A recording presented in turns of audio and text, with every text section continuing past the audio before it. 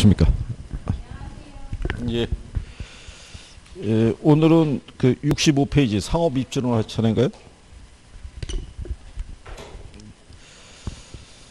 자, 지난 시간에 입지론에 들어가셔가지고 농업 입지론하고 이제 공업 입지론에 대해서, 오늘은 이제 상업 입지론에 대해서.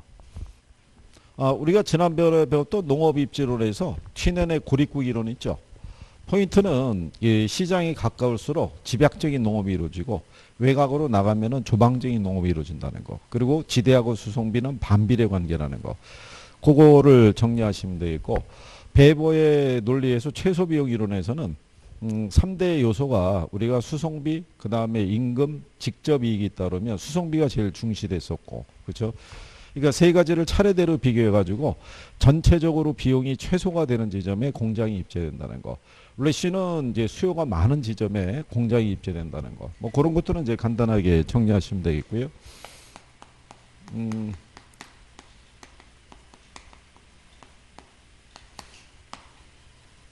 네, 이 상업 입지론에서 이제 대표적인 게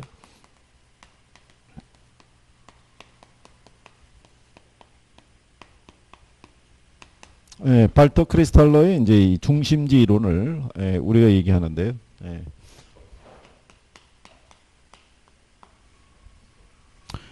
기호를 보시면 재화의 도달거리와 최소 요구치의 관계를 설명한 이론이다라고 명시를 하죠.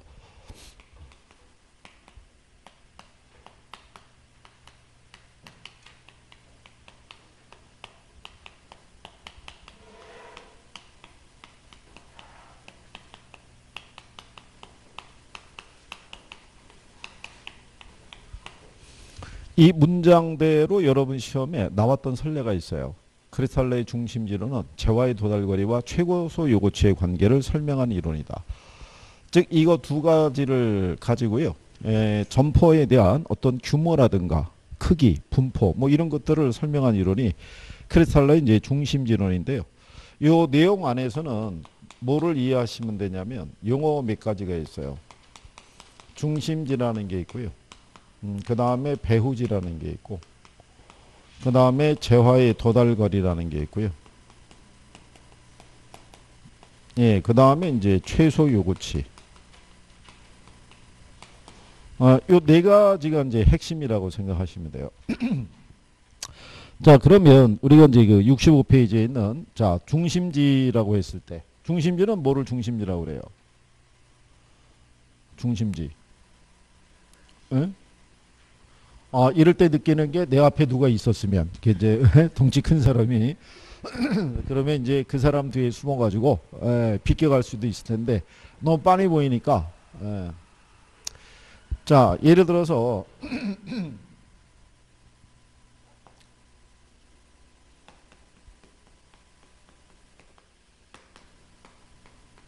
이 충청권에 가게 되면 당진, 서산, 그 다음에 태안이라고 이렇게 있어요.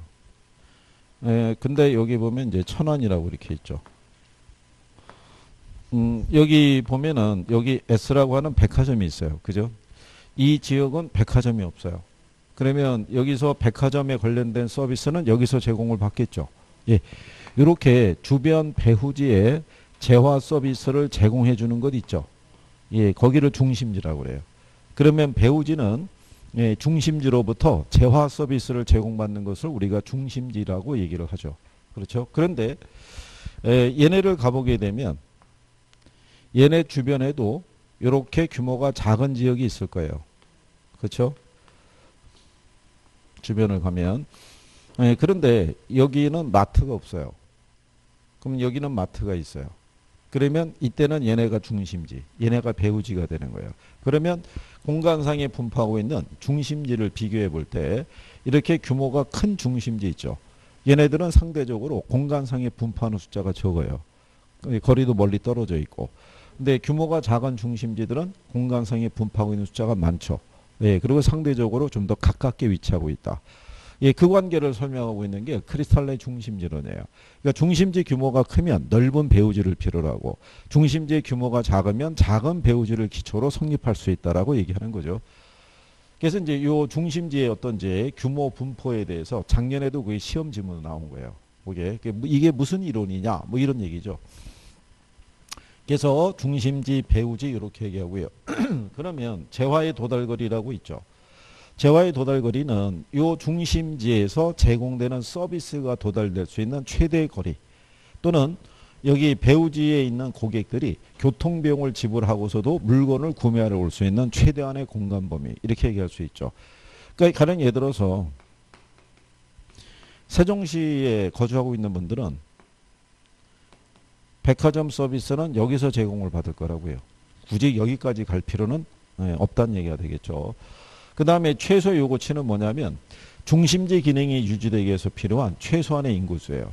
여기서 백화점 서비스를 제공하려고 그러면 인구가 최소한 50만 이상은 돼야 돼요. 그죠? 그 정도가 이제 거주하고 있을 때 이런 서비스가 제공이 된다는 거죠.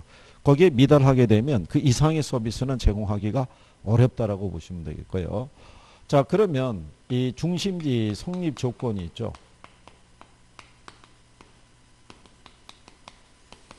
중심지 성립 조건은요, 재화의 도달 거리내 예, 최소 요구치가 존재를 하면 되죠. 그죠? 그러니까 이제 이런 얘기죠. 여기 천안에 있는 이 S라고 하는 백화점이 있죠. 예, 이 백화점은 천안에 있는 이 시민들만 고객으로 삼아도 유지가 돼요. 근데 여기 백화점을 이용하는 사람들은 이거보다도 원거리에서도 찾아오는 거죠. 그러니까 내가 필요한 최소 요구치는 여기인데 재화의 도달거리가 이거보다 훨씬 크잖아요. 그럼 매출이 그만큼 더 많아질 테니까 이 기능이 유지가 될 수 있죠. 근데 반대로 이 천안에 있는 S백화점은 여기도 다 고객으로 확보해야 돼요. 근데 백화점 와서 쇼핑하는 사람은 여기 있는 사람밖에 안 오는 거예요. 그러면 이게 성립이 안 되겠죠. 예, 그래서 재화의 도달 거리 내 뭐가 있어야 된다. 최소 요구치가. 그거 이해하시면 되겠고. 예, 그 다음에 이제 66페이지에 중간에 보면 동그라미 4번에 배우지 형태라고 나오죠. 이게 단일 중심지일 때는요, 원형으로서 성립이 가능하다라는 거. 그죠? 왜냐하면 이렇게 원이 있을 때 여기 중심지가 있으면 원 안에 있는 사람들은 균등하게 재화 서비스가 다 제공이 되죠. 근데 이게 이 다수의 중심지 있죠? 예, 복수의 중심지가 있을 때는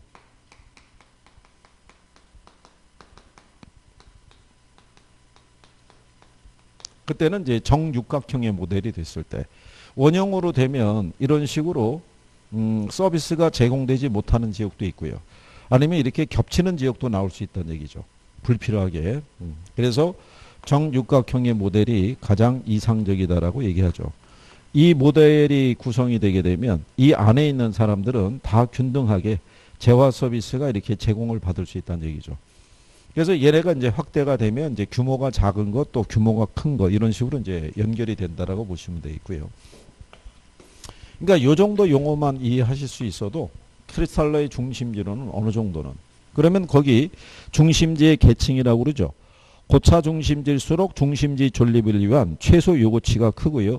중심 기능의 도달거리가 크기 때문에 시장 지역이 넓고 그 수는 적어서 중심지 간의 간격은 넓다는 얘기죠. 근데 저차 중심지는 최소 요구치가 어떻게 돼요? 작다는 얘기죠. 그래서 시장 지역은 좁고 그 수가 많아서 중심지 간의 간격은 좁다라고 얘기하는 경우에요. 네. 이해하시겠나요? 그래서 이제 이게 뭐 중요한 건 아닌데 고차 중심지하고 그 다음에 뭐가 있겠어요? 네. 이거를 구별하는 기준은 크리스탈러는 뭐를 제시했냐면 전압 훼손을 제시했어요. 초창기에. 크리스탈러가 이 이론을 만들었을 때가 1920, 30년대 이론인데 그때는 전화가 발명된 지가 얼마 안 됐을 때였어요. 예, 우리나라도 1970년 정도 되면은 가정에 집이 전화 있는 집이 거의 없었어요. 그렇죠? 지방 뭐 시골 같은 데 가면은 그 마을 이장댁이나 뭐 전화 한 대 있었을까? 예, 옛날에는 전화가 집에 설치되어 있는 70년대는 없었다는 얘기죠. 그러니까 1920, 30년대는 전화 회선이 주로 많이 설치된 곳이 어디겠어요? 우리나라 같으면은 시청이 있죠. 예, 거기 중심에는 회선이 많이 깔려있으니까 걔가 중심성이 크겠죠. 그죠? 그래서 그걸 가지고 판단했다는 거예요. 지금은 그걸 갖고 판단할 수가 없죠. 예, 이게 이제 세상이 달라졌으니까. 그 옛날 논리는 그랬단 얘기죠. 참고하시면 되겠고. 자, 그 다음에 이제 두 번째가 이 상권 분석 이론인데, 결국은 우리가 이 상권이라는 게 배후지예요. 배후지. 그죠? 그러면 점포가 들어서기 위해서는 뭐가 중요하냐면 배후지가 중요하죠. 그렇죠? 예. 그래서 거기에 관한 것을 우리가 이제 분석을 할 때 상권에 대한 것을 보게 되면 자, 고객을 흡인하는 지리적 영역 또는 소비자가 찾는 공간을 우리가 뭐라고 그러냐면 상권이라고 얘기를 하죠. 그렇죠? 그래서 이 상권을 구획하는 방법이 있다고 그랬을 때요. 시장 침투법을 보면은 대부분의 상권 분석에서는 이 방법을 쓴다라고 얘기를 해요. 그러니까 기존에 점포가 있는데 새로운 점포가 들어오게 되면 이 상권의 범위가 중복이 된다라고 생각하시면 돼요. 먼저 우리 지금 학원에 들어가 있는 건물이 있죠. 예, 여기 이 뒤로 나가는 데도 편의점이 있고 전면에도 편의점이 있어요. 그럼 얘네 입장에서는 여기가 이렇게 중복된다고요. 그렇죠? 얘네가 독점하고 있다고 얘기할 수는 없죠. 이 경우는 다 똑같다고 보시면 돼요. 여기 만약에 뭐 마트들이 이렇게 들어가 있으면 도시 안에 마트가 한 두 개 뭐 이렇게 들어가 있으면 걔네는 이 상권이 겹친다는 걸 인식을 하죠. 근데 그런 식으로 붙어서 경쟁을 하게 되면 고객의 입장에서는 좀 더 유리하죠. 그죠? 각종 뭐 할인 쿠폰 뭐 이런 것들을 막 이제 발송을 할 테니까 뭐 그런 논리라고 보시면 되겠고요. 공간 독점법이라는 거는 거리 제한을 두는 업종이나 면허가 필요한 업종이 있죠. 얘네는 자연스럽게 그 지역에 대한 독점력이라는 게 생기죠. 그래서 예전에는 왜 우리나라 같은 경우는 주유소 있죠. 주유소가 반경 2km 내에는 또 다른 주유소가 들어설 수 없었어요. 그러면은 그 2km 내의 공간은 그 주유소가 독점을 할 수 있다는 얘기죠. 근데 요즘은 이제 그게 안 되죠. 그 거리 제한이 없어졌으니까. 근데 이게 소상공인 보호를 하려고 그러면 어느 정도는 공간에 대한 제한을 좀 더 둬야지 되지 않느냐.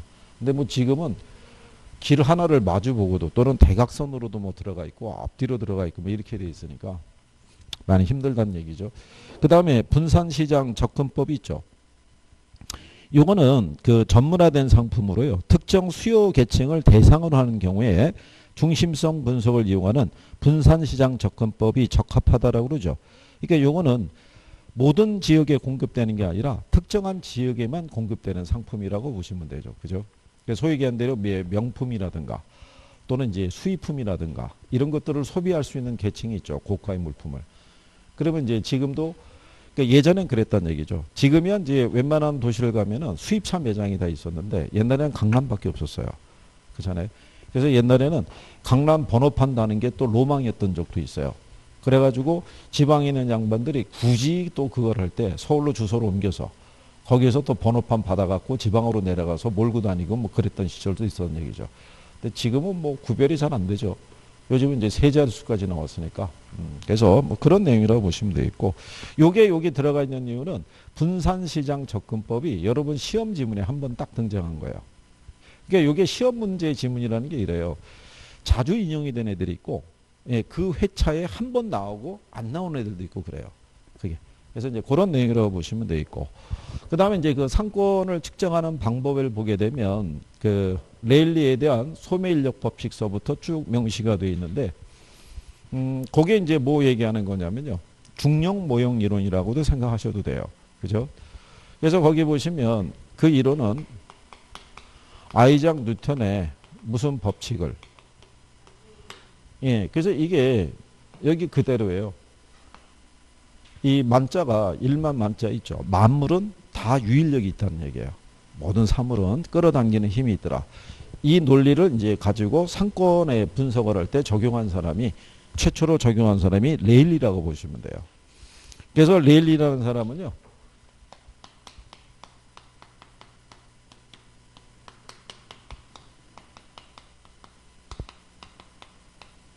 소매인력 법칙을 보게 되면 예, 점포가 고객을 끌어당기는 유인력이 있죠. 유인력은 도시의 크기 있죠. 예, 여기에 비례하고 거리의 제곱에 뭐한다. 예, 반비례한다라는 이 논리를 만들어낸 거죠. 그러니까 이것도 만들어낼 때 많은 시간이 걸렸겠죠. 이게 미국의 텍사스주의 한 200여 개의 도시를 대상으로 실태조사해서 만드는 논리니까 시간이 많이 걸렸을 거라고 추정할 수 있죠. 그래서 크기에 비례한다는 얘기는 도시의 규모가 클수록 끌어당기는 힘이 커지고요. 거리가 가까울수록 커진다는 얘기죠. 거리가 멀어지면 오히려 유인력이 떨어지겠죠. 그래서 레일리의 논리에서 이론을 낼 때 이걸 제일 많이 내요. 예, 요게 여러분 시험에 한 4번 정도인가 인용이 됐어요. 그리고 한 번은 답으로도 준 거예요. 이거 반대로 써서. 크기의 반비례하고 거리의 제곱에 비례한다라고. 예, 재작년 문제 답이 그거였어요. 틀리게 줘서. 그래서 자, 이런 내용이고요. 그 다음에 이제 또 하나가 뭐가 있냐면 경계가 있어요. 만약에 A 도시 하고요. B 도시의 크기가 같으면 경계는 어디가 된다고 그랬냐면 예, 중간이 되지만 A 도시가 B 도시보다 크다면 그러면 경계는 규모가 작은 무슨 도시 쪽에? 예, B 도시 쪽에. 이론으로 낼 수 있는 게 이거 두 가지인데 얘가 제일 많이 나온 거고 이게 어떤 키가 되니까. 예, 그리고 얘도 한 번 정도 인용이 됐으니까. 그래도 예, 이론상에서는 여기까지는 기억해달라고 말씀을 드린 거고요. 자, 그러면 레일리의 소매인력 법칙에 따라서 유인력의 크기를 우리가 계산을 해보게 되면 예, 거기 보면 예제가 하나 있죠. 68페이지에 중간에 보면 A 도시와 B 도시 사이에 위치하고 있는 C 도시는 이렇게 되어 있는데 이게 아마 여러분 시험에 이게 그림으로 나올 수도 있을 거예요. 허프 모형은 그림으로 여러 번 나왔어요. 그래서 A 도시가 있고요. 여기 인구가 얼마? 40만 이렇게 해주고요. 그 다음에 이렇게 B 도시가 있어요. 근데 얘는 인구가 얼마? 예, 그리고 여기 C라고 하는 지역이 있죠. 근데 얘는 여기까지 거리가 몇 킬로냐면 10킬로. 여기까지 거리가 몇 킬로? 5킬로. 여기 거주하는 인구는 몇 명? 네, 이렇게 주고 이제 조건을 물어볼 수 있는 거예요. 그러니까 여기에 조건이 다 있잖아요. 이거를 낼 때는 이렇게 지문으로 다 깔아줬거든요. 그림을 그리지 않고. 근데 그림 형태로 나오면 사람이 조금 낯설을 수 있죠. 이걸 찾아야 돼. 이걸 보고 찾아라. 이런 얘기니까. 그러면 우리가 요 유인력의 크기를 계산하려고 그러면 그대로 저 식을 대입을 하면 되죠. 여기는 거리의 제곱, 여기는 인구의 크기. 그죠? 그러면 B 도시의 유인력의 크기도 똑같죠. 거리의 제곱, 그 다음에 뭐? 인구. 그 다음에 전체에서 A 도시하고 B 도시 있죠. 예, 여기에서 만약에 A 도시에 대한 유인력의 크기를 우리가 계산하려고 그러면 이런 식으로 하면 된다고 그랬어요. 이런 식으로. 그러면 각각 이걸 구해내면 된다는 얘기죠. 그럼 그대로 대입하게 되면 인구가 몇 명? 40만. 거리는 10km. 10의 제곱이면 100이죠. 그럼 빠지면은 얘가 4천 나오겠죠. 그 다음에 얘는 대입을 하게 되면 인구가 10만이잖아요. 5km고 5의 제곱이면 25죠. 그러면 나누면은 얘도 4천 나와요. 그렇죠? 예, 그러면 두 개를 더한 거니까 8천분의 얼마? 4천. 그러면 8분의 4니까 0.5. 그럼 각각 50%의 뭐를 갖고 있다? 유인력을 갖고 있으니까 5만 중에 1로 2만 5천 명, 1로 2만 5천 명. 이렇게 유인이 된다라고 보시면 되겠죠. 그래서 이게 레일리의 논리도요. 그 계산적인 난이도가 이 정도로 나왔던 적도 있어요.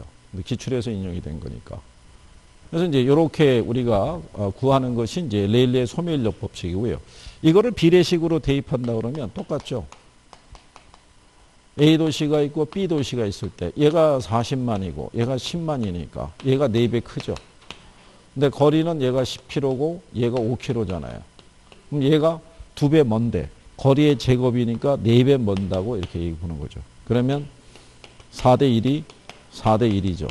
그러면 내양은 내양끼리 외양은 외양끼리. 그러면 4 곱하기 1하면 4죠. 1 곱하기 4해도 4잖아요. 그러면 4대 4란 얘기는 8분의 4와 8분의 4란 얘기니까 각각 50%씩. 뭐 똑같은 논리가 되겠죠. 그래서 이렇게 이제 구하는 게 레일리의 논리다라고 이렇게 보시면 되겠고.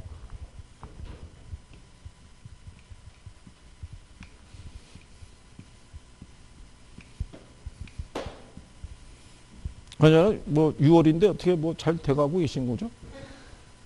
어? 6월인데 이제 남은 거 이거 남았죠?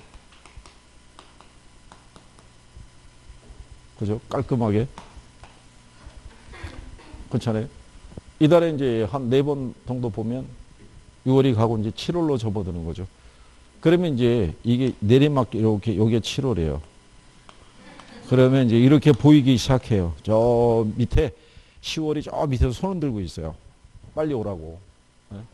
휙 가는 거예요. 여기 넘어가면. 여기까지 갈 때는 더딘 것 같기도 하고 꼬약꼬약 가는 것 같은데 여기만 딱 올라섰으면 그 다음부터는 내려가는 속도가 금방인 거예요. 확. 그리고 바로 생각해보세요. 8월에 원서 접수해야 돼요. 여러분들이 8월에 학원에서 공지해요. 원서 접수해야 된다고. 그죠? 네, 그러니까 멀지 않았던 얘기죠. 근데 지나보낸 시간이 있잖아요. 예, 그거 자꾸 집착해봐야 소용없어요. 이미 다 쓴 거 어떻게 하겠어요. 그죠?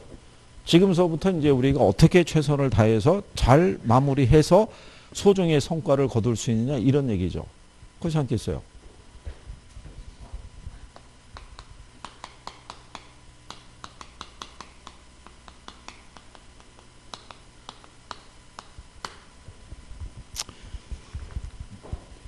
그래도 해볼 만해요. 이게 나중에 이게 제가 우려하는 건 그거예요.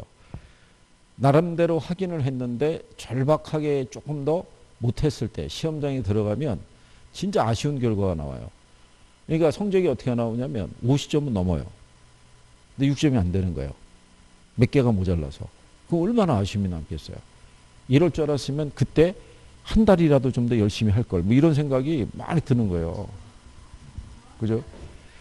그러면 이제 어쨌든 간에 여러분의 입장에서는 이 시간에 그렇잖아요.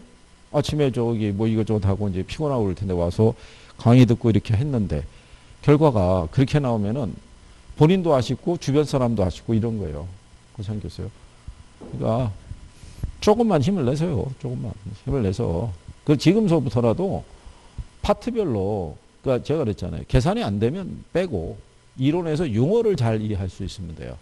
그러니까 크리스탈레 중심지론이라는 게 실상 시험상에서 자주 활용되는 건 아니에요. 핵심적인 포인트만 알면 돼요. 입지론상에서는. 누가 아냐 어떤 걸 주장했다라는 정도 있죠. 그것만 알아도 우리가 답을 맞춰갈 수 있어요. 그건 지대론도 마찬가지예요. 그런데 여러분들이 일단 싫어하는 거는 사람이 워낙 많이 등장하니까 걔네를 분리시키기가 쉽지 않은 거예요. 뭐 영화 배우도 아닌데. 그렇잖아요.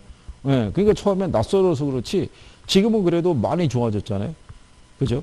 그리고 걔네를 정리하려고 그러면 순서에 입각해서 지대론 그러면 생각나는 애들이 있죠. 그러니까 걔는 걔네들끼리 묶어주고 도시공간 구조 일어나면 또 3명이 있잖아요. 걔들끼리 묶어주고 입지론 들어오면은 각 농업입지론, 공업입지론, 상업입지론 중에서는 가장 대표적인 애들만 얘기하고 있잖아요. 그죠? 그냥 그런 정도 수준만 갖고도 출제자 입장에서는 오지선 다 구성하기가 쉽죠. 갖다 붙이면 되니까. 그죠? 그러니까 그것만 조금 하시면 되고. 자. 이 컨버스의 분기점 모형, 다른 말로 이제 이게 수정 소매 인력 이론이라고 얘기를 해요. 그죠?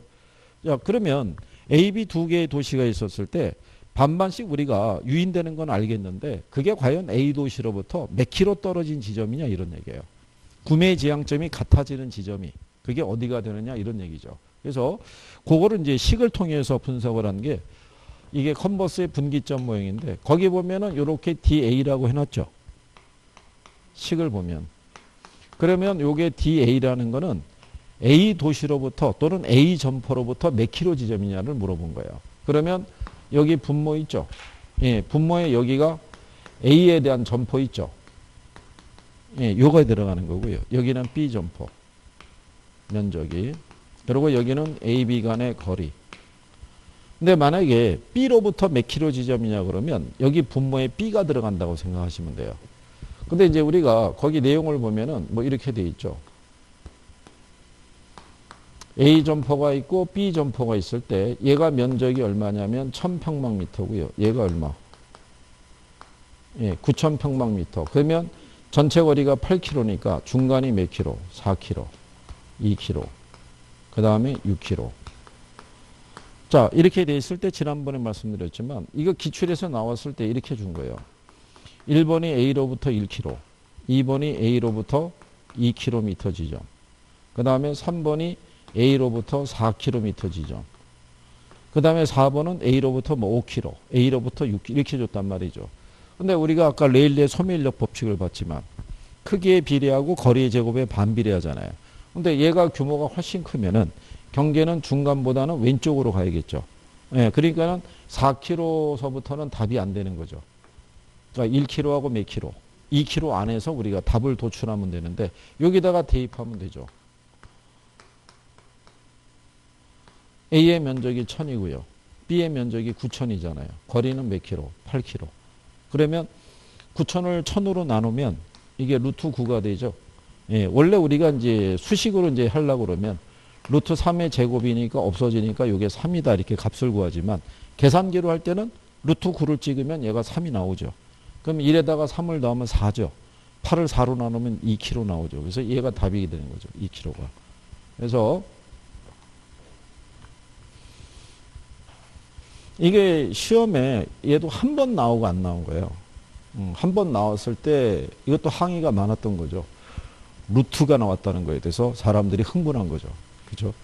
사칙연산도 힘들어 죽겠는데 루트가 웬 말이냐 뭐 이런 거죠. 그 이유로 안 나오고 있어요. 근데 한 번 10년 만에 한 번 다시 또 나올 수도 있는 거예요. 그렇죠? 이게 18회 때 정도인가 나왔으니까 거의 한 12년? 예, 한 번 나오고. 그러니까 그 회차에 한 번 나오고 안 나오는 문제도 있어요. 근데 계속 반복되는 문제가 있다고요. 그 우리가 일단 1차적으로 정리하는 거는 반복해서 나온 애들. 그렇죠? 어쩌다 한 번 나온 애들까지 우리가 신경 쓸 겨를은 없다는 얘기예요. 그러니까 할 수 있는 거라도 조금 해주시면 되겠고. 그 다음에 우리가 이것도 허프의 확률 모형이라고도 얘기를 하는데 중력 모형이라고도 얘기를 해요. 근데 이 허프 모형을 가지고는요. 이거는 점포의 시장 점유율이 있죠.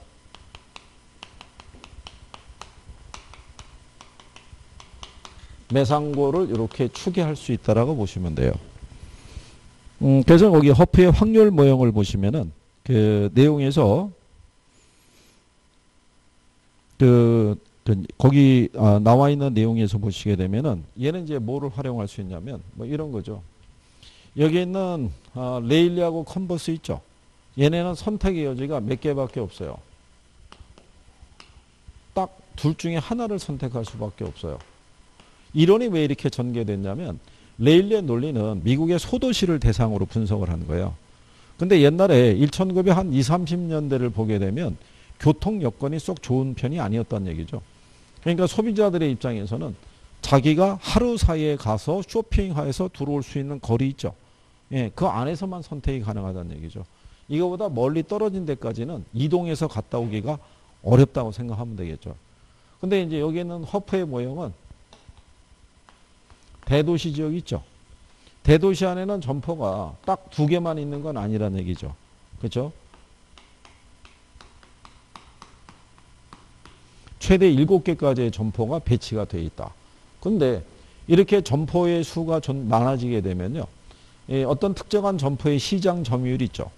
이거는 경쟁 점포의 수에 의해서 달라질 수 있고 또는 해당 점포의 매력도에 따라서도 달라질 수 있다는 얘기죠. 그러면 도시 내에 거주하고 있는 고객들이 특정한 점포에 쇼핑하러 갈 확률이 있죠. 예, 그거는 점포의 매력도에 비례하고요. 거리의 제곱에 반비례한다 이런 논리가 돼요. 그런데 허프의 확률 모형에서 우리가 구할 때요. 이게 이제 그 점포에 대한 유인력을 우리가 계산을 할 때요. 이런 거죠. 개별 점포의 효용이 있죠. 그러니까 개별 점포의 이 효용이라는 게 점포의 매력도라고 보시면 돼요. 그러니까 점포의 어떤 규모라든가 점포에서 취급하고 있는 어떤 상품의 종류 뭐 이런 것도 있죠. 이 효용은 여기에는 매장 면적이고요. 이게 거리인데 이게 거리에 따른 마찰 개수를 대입한 거죠. 그러니까 마찰 개수라는 것은 공간을 이동하게 되면요. 마찰 비용이라는 게 발생해요. 그렇잖아요. 근데 그 마찰 비용이라는 게 알기 쉽게 하면 이런 거죠. 우리가 일정한 지역에서 다른 공간으로 이동하게 되면 돈도 들어가죠. 근데 시간도 들어가고 노력도 들어가고 그럴 거 아니에요. 그죠? 그래서 레일리의 논리는 그냥 물리적인 거리만 얘기한다 그러면 여기에 있는 허프의 모형은 이 거리가 시간 거리 개념까지도 포함하고 있는 거예요. 그래서 여기에서 개별 점포의 효용을 구하려고 그러면 먼저 이 값을 구해야 돼요. 마찰 개수의 값을. 근데 이걸 계산하는 게 되게 어려워요. 어렵기 때문에 여러분들에게는 시험상에서 그냥 2로 주는 거예요. 2로. 근데 1도 될 수 있고 2도 될 수 있고 3도 될 수 있다고 그랬죠. 그래서 나중에 허프 모형이 나오면 이 조건은 꼭 살펴봐야 돼요. 틀림없이 나중에 여러분들이 외부 모의고사 이런 거 보게 되면 점포를 만약에 A, B, C 세 개를 주죠. 그럼 선생들이 A, B는 마찰 개수가 2인데 C는 1이다 이렇게 줄 수 있다고요. 그러니까는 이제 그거를 조건을 잘 보고 들어가야 돼요. 그냥 무조건 2다 이렇게 계산하시면 안 되고. 그래서 이제 이 마찰 개수의 값을 구해야 되는데, 근데 여러분들이 가만히 보시면 좀 더 고가품이 있죠.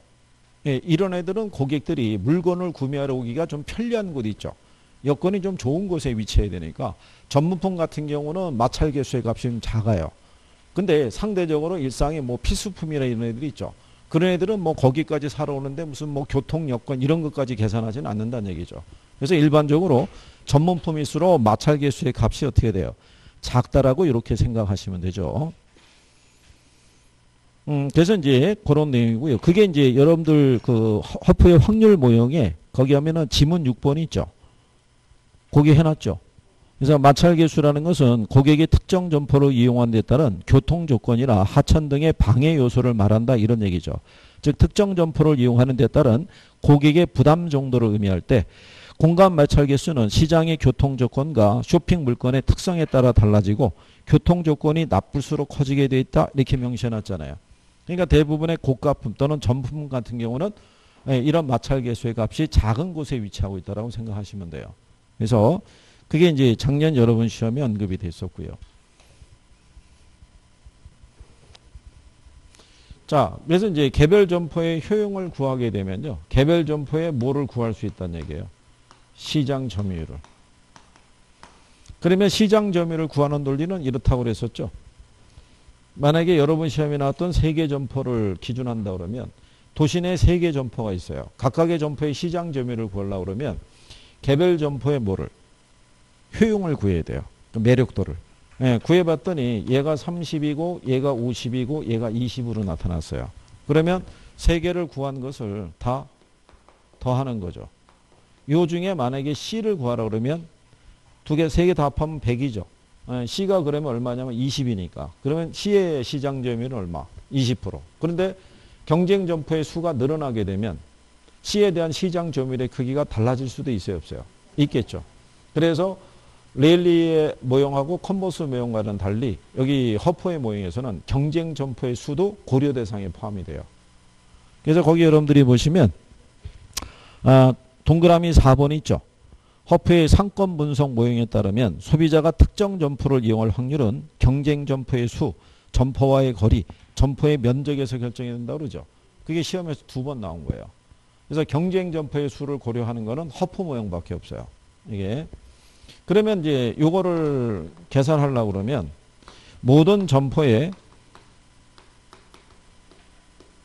이 효용의 합계 있죠. 분의 개별 점포에 특정한 점포의 효용을 우리가 대입하면 되죠.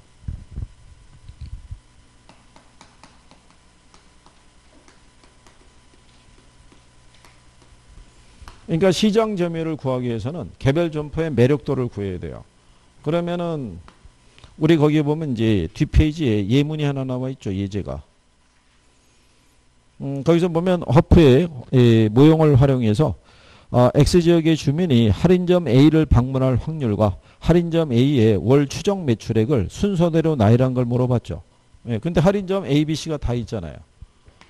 그래서 A를 보게 되면 자 매장 면적이 얼마냐면 500이죠. 근데 거리가 몇 킬로? 5km. 근데 마찰 개수의 값을 2로 줬죠. 그러니까 5의 제곱이니까 25죠. 요거 나누면 20 나오고요. B를 보게 되면 매장 면적이 300이죠. 근데 거리가 10km. 10의 제곱이면 100이죠. 그럼 얘는 3 나오고. C를 보게 되면 매장 면적이 450이죠. 근데 거리를 15km 줬어요. 그럼 15의 제곱이면 225 나오죠. 그럼 얘는 2가 나온다는 거죠. 그러면 개별 점포의 뭐를? 효용의 크기를 우리가 다 구한 거죠. 그럼 이걸 다 구한 거를 여기다 대입하면 이렇게 되겠죠. 20 플러스 3 플러스 얼마? 2분의 20. 그럼 25분의 20이잖아요. 그러면 얘 계산하면 0.8 나오죠. 그러면 A의 시장 점유율이 80%. 근데 거기서 매출액도 구하라고 그랬죠. 근데 이제 현재 주민이 얼마냐면 4,000명이에요. 4,000명인데 월 얼마? 그러면 이거 계산하면 14억 나와요. 그럼 여기에 80%의 시장 점유율을 갖고 있으니까 매출액도 80%겠죠. 그래서 계산하면 11억 2천 나와요. 그래서 요거 두 가지를 답으로 유도한 거예요. 이렇게. 예, 그래서 이제 그때 시험, 이게, 그러니까 3년 전에 나온 거예요. 3년 전에 이게 마지막으로 나왔던 거예요. 이렇게. 마지막으로 나오고 그때 학생들이 반발하고 막 그랬던 거죠. 왜 내가 볼 때 점포가 하나 더 들어오는 거야? 뭐 이런 거. 왜 내가 볼 때 이것도 구해야 되는 거야? 뭐 이런 거. 그죠? 아니, 내가 배운 건 2개밖에 없었다는 거죠. 3개까지 나올 줄은 몰랐다는 거죠. 이래가지고 또 난리 난 거죠. 근데 구조적으로 이렇게 될 수밖에 없었던 게 뭐냐면 얘네를 가지고 식을 계속 어렵게 구성하는 건 어려워요. 근데 학생들이 자꾸 부딪히다 보니까 어떻게 돼요? 요령을 자꾸 터득하게 되죠. 이러면 얘는 시간 안에 풀 수 있겠구나. 그래서 그러니까 내니까 정답률이 높아질 거 아니에요. 그래서 안 되겠다 싶어서 이걸 변형을 이렇게 줬다가 그래서 일단 한 2년 동안 이론만 나오는 거죠. 이론만. 그렇잖아요. 그래서 근데 이게 이론이 나오면 더 힘들어요. 이게 차라리 계산으로 나오면 잘 간단한데 버릴 거 버리고 취할 거 취하고 이러면 되는데 이론이 나오면 이러지도 못하고 저러지도 못하고 뭐 이런 거죠. 그렇지 않겠어요? 그러니까 이제 그런 게 문제가 될 수 있다 이런 얘기죠. 자, 그 다음에 거기 밑에 보시게 되면 소비자 분포 기법이라고 있죠. 예. 요거는 이제 고객 출발지 조사 기법이라는데요. 얘도 예전에 시험상에서 한번 인용을 한번 됐었어요.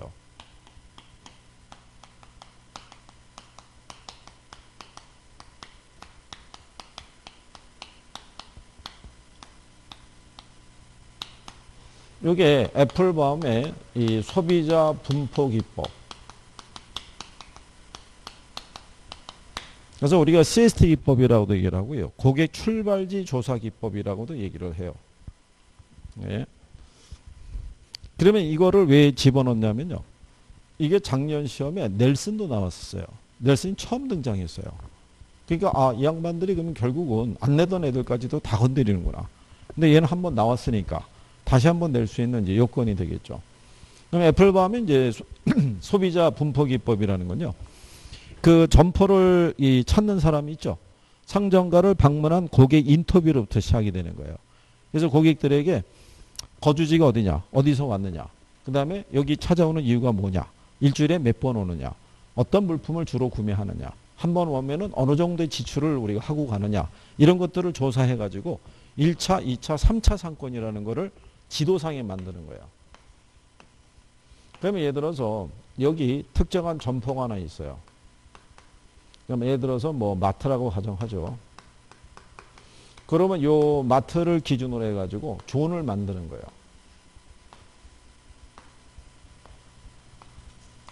이렇게 격자존을 할 수도 있고요. 아니면은 이런 식으로 이런 식의 존을 설정을 하는 거죠. 한 다음에 요 마트의 전체 매출의 60에서 70%를 차지하는 고객들이 있죠.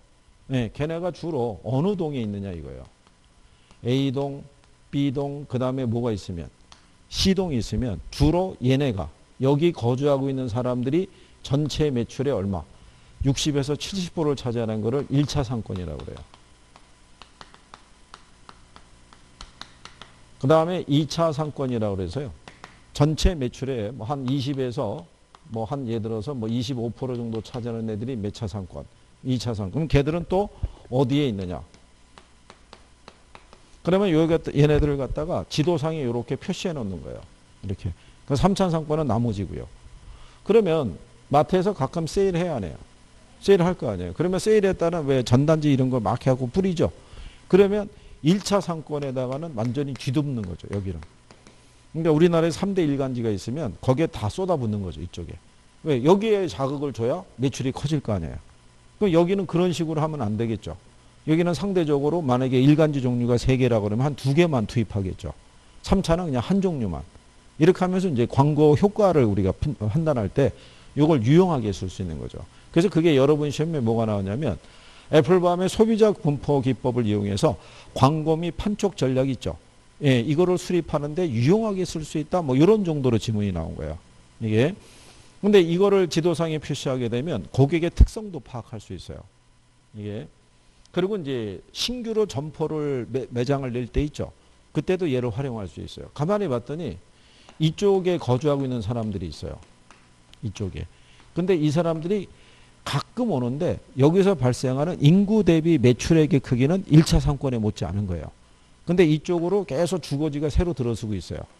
그럼 만약에 얘네가 신규 점포를 개점을 하려고 그러면 다른 어떤 지역보다도 얘네가 우선 대상이 될 수도 있는 거죠. 그래서 그런 거를 조사할 때 애플밤의 소비자 분포 기법을 사용할 수 있다는 거예요. 그래서 지도상에 그려갖고 활용하는 방법이라고 보시면 되겠죠. 그래서 여기 보시면 CST 지도는 유통업자에게 다음과 같은 중요한 정보를 제공한다고 그러죠. 그래서 상권의 규모를 파악할 수 있고 1차, 2차, 3차 상권 이런 거. 그 다음에 광고 및 판촉 전략 수립에 이용할 수 있다는 얘기고 점포의 확장 계획에도 유용하게 우리가 활용할 수 있다. 그 다음에 뭐도 활용할 수 있냐면 경쟁의 정도 있죠. 주변에 만약에 비슷한 규모의 점포가 있으면 경쟁 관계일 거 아니에요. 그러면 우리에게 오는 고객 중에 일부는 거기서도 쇼핑을 한다는 얘기잖아요. 그런 겹치는 부분이 있죠. 뭐 이런 것들까지도 파악할 수 있는 게 애플밤의 소비자 분포 기법이라고 보시면 돼요.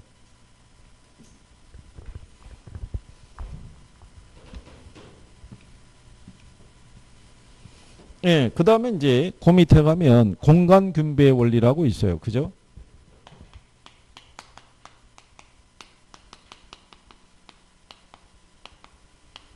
예, 공간 균배의 원리를 보면요. 하나의 상권에 동질적인 소비자가 균등히 분포되어 있다고 가정하고 두 점포의 입지 경쟁을 설명한 건데 이게 이제 그 과정을 거쳐서 나온 결론을 보면 시장이 좁고 수의 교통비 탄력성이 작을 때 있죠. 시장이 좁다는 얘기는 뭐냐면요. 고객이 많지 않아요. 고객의 숫자는 많지 않은데 수의 교통비 탄력성이 작다라고 해놨죠. 그 얘기는 물건을 구매하러 갈 때 발생하는 교통비의 큰 부담을 안 느끼는 고객들이라는 거예요. 이게 소득이 높은 사람들이에요. 그러니까 이런 사람들을 대상으로 영업을 하려고 그러면 중앙 있죠. 교통이 가장 잘 발달돼 있고 사람들이 모일 수 있는 중앙에 점포가 들어서는 게 낫고요. 그 다음에 시장이 넓다는 얘기는 고객의 숫자가 많다는 얘기예요. 근데 수의 교통비 탄력성이 크다는 얘기는 물건을 사면서 발생하는 교통비의 부담을 느끼는 고객층들이에요. 그러니까 이 사람들에게는 어떤 논리냐 이런 거죠. 여러분들이 두부 한 모 살라고 그죠? 대전까지 나가거나 그러진 않잖아요. 여기서 소비를 하지. 그러니까는 동네마다 슈퍼라든가 야채, 과일을 파는 점포들이 다 있어요, 없어요? 있겠죠. 예, 그렇게 해서 분산 입지하는 것이 낫다 이런 얘기죠. 거기에 맞춰서 점포의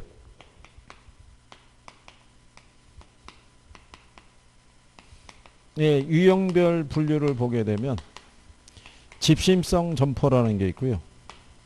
그 다음에 집재성 있죠. 그 다음에 산재성. 그 다음에 국부적 집중성 점포가 있을 때 얘네는 동종 업종의 점포라고 그랬죠. 그죠? 예, 이렇게 돼 있을 때. 근데 여러분들이 왜 우리 여름 정도 되면요. 국부적 왜 집중성 호우가 발생한다라고 그러죠. 그 얘기는 특정한 지역에만 비가 엄청 많이 내리잖아요. 그죠? 그런 거랑 마찬가지로 국부적 집중성 점포라는 거는 특정한 지역이 있죠. 거기에 뭉쳐 있었을 때 매출이 발생하기 좋다는 얘기죠. 그러니까 농기구점은 주로 어디에 있어야겠어요? 농업활동이 이루어지는 농촌 지역에 집중적으로 모여 있어야지 유리한 유형의 점포들일 거다 이런 얘기예요. 그죠? 그리고 여기 있는 산재성이라고 해놨죠. 얘는 동종업종의 점포 간에 분산해서 입지해야 돼요. 그러니까 이발소나 세탁소나 목욕탕 있죠. 이런 애들 보게 되면 동네에 보면 하나씩 그죠? 많아야 최대 인구가 많으면 최대만 2개 정도만 들어가 있지 뭉쳐 있지는 않는다는 얘기죠. 그죠? 그 다음에 집재성이라는 거는 모여서 입지해야지 유리한 유형의 점포 있죠. 그러니까 동종의 업종의 점포 간에 모여서 입지해야지 유리한 애들은 비교 구매하는 상품들이 있죠. 그러니까 의류라든가 가구나 뭐 이런 것들이 있잖아요. 그래서 우리가 로데오 거리라든가 가구공단 이런 얘기가 나오는 거죠. 네. 그 다음에 여기 있는 집심성 있죠. 얘네는 그 도시의 어디에? 여기 보시면요. 그 집심성에 보면 백화점, 고급 음식점, 보석점 뭐 이렇게 나오잖아요. 옛날에는 고급이라는 단어가 들어간 애들은 다 도심에 있었어요. 그러니까 서울 기준하면은 뭐 명동이라든가 뭐 이런 데 있죠. 예, 그래서 옛날에 집안에 큰 행사가 있으면 거기에 가서 그러니까 유명한 왜 중국집도 거기에 있었고 그렇잖아요. 모든 게. 예, 그래서 근데 이제 거기 가서 가족 단위로 가서 이렇게 회식을 할 수 있을 정도면 소득이 어떻게 해야 돼요? 높은 사람들이죠. 예, 그래서 그게 집신성 점포로 가끔 이건 이제 제목 바꿔주는 거죠. 제목. 이 내용만 조금 구별하시면 되겠고. 그 다음에 이제 그 밑에 가면 상품의 종류별 입지 유형이라고 되어 있죠.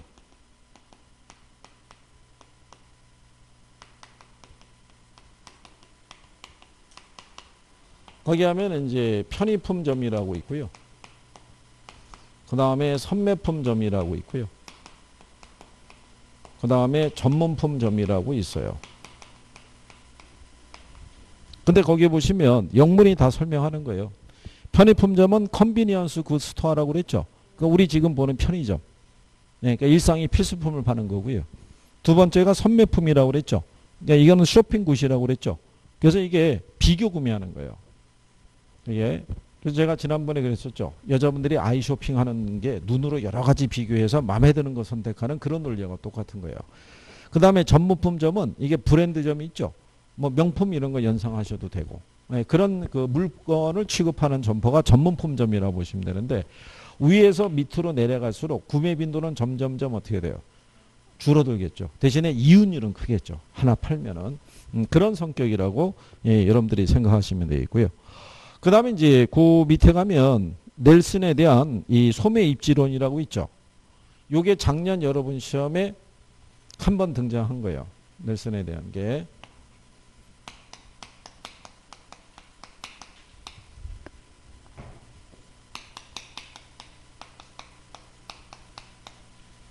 근데 요 넬슨의 소매 입지론이라는 게요. 요게 체크리스트법이에요. 점포가 입지하기 위해서는 우리가 체크해야 될 항목이 있죠. 예, 여기 우리 교재에는 8가지만 제시가 돼 있어요. 뒤에 보시면 8가지가 이렇게 제시가 되는데 실상은 그 안에 가게 되면 조금 더 작은 단위로 항목들이 더 많아요. 그러니까 대표적인 거 8개만 들어왔다고 보시면 돼요. 그러니까 점포가 입지를 해서 어떤 매출액을 올리기 위해서 어떤 장소에 입지해야 되는지를 고려하는 게 넬슨의 무슨 이론? 소매 입지론이에요. 그죠? 그러니까 아까 이제 뭐 이런 거예요. 거기 보시면은 아까 제가 이렇게 했었죠. 여기 당진이 있고 서산이 있고 그다음에 뭐가 있을 때 태안이 있을 때 만약에 점포를 새롭게 개점하면은 요 중간에 입지하는 게 낫다는 얘기예요. 이제 중간에 이렇게 유인할 수 있으니까 그렇죠. 그리고 거기 가시면은 이 상거래 지역에 대한 적합 지점이라고 이렇게 해놨죠. 예, 그거는 무슨 얘기냐면 점포의 성격에 따라 틀리다는 얘기예요. 자발적 판매가 가능한 상점도 있고요. 공유적 판매가 이루어져야지 유리한 유형의 점포도 있을 수 있고 또 충동적 구매를 우리가 할 수 있는 그런 상품을 취급하는 점포 있죠. 이게 이제 자발적이라는 건 뭐냐면 스스로 고객을 창출할 수 있는 그러니까 백화점이라든가 마트 있죠. 예, 그런 규모의 점포를 얘기할 수 있고 그 다음에 공유적이라는 거는 거꾸로 백화점이나 마트 주변에 들어가야지만 매출이 좀 더 많이 발생할 수 있는 점포도 있을 수 있어요, 없어요? 네, 그럴 수도 있을 거고. 그 다음에 충동적이라는 건 뭐냐면 왜 여러분들이 역이나 터미널이 있죠, 공항. 그 다음에는 왜 신문 가판대 이런 거 있잖아요. 그런 것들은 충동적인 구매하는 거예요. 아, 장거리 가는데 뭐라도 읽을 거라도 하나 살까? 그러니까 원래는 그 살 생각이 없었는데 가서 보니까 충동적으로 이렇게 구매하는 거. 그러면 어떤 걸 취급하느냐에 따라서 점포의 위치가 틀려질 수도 있어요, 없어요? 그럴 수도 있는 거겠죠. 그래서 뭐 그런 거를 다 일일이 따지란 얘기예요. 따지는데 이 사람이 제일 중시한 게 거기 보시면은 양가로 6번에 양립성이라고 있죠. 예, 얘를 제일 많이 중시했다는 거예요. 그 양립성이라는 거는 인접 점포 간에 고객을 주고받는 거를 양립성이라고 그래요. 그래서 우리가